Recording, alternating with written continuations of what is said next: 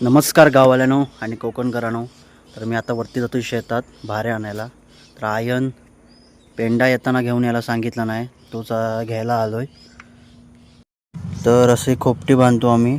सामान लाकडं असेल काही बाकीचं सामान असेल तर ह्या खोपटीत ठेवतो आम्ही असं.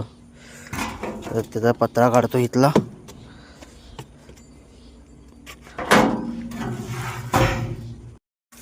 पेंडा काढतोय, 4-5 पेंड्या न्यावूया.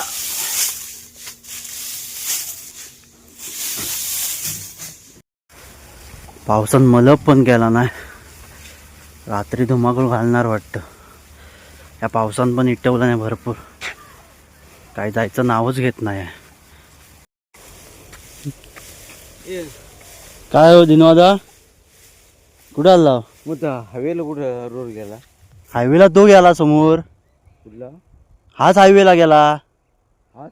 हा, कुठं जायचंय?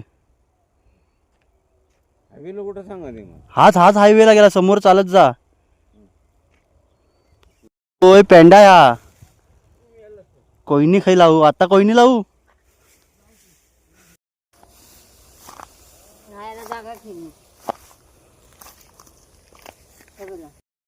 या मळीचा अर्धा वाटा आयन ठेवला नव्हता, तो आता कापायला सुरुवात करतोय. कारण मी भाभीसला गेलो होतो, त्याच्यामुळे याला उशीर झाला.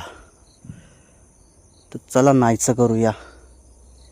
तर मित्रांनो, फुल शर्ट पण आणायचं विसरलो. कारण भाताची खाज आहे ना, ती भरपूर लागते अंगाला पूर्ण. रात्री झोप लागणार नाही.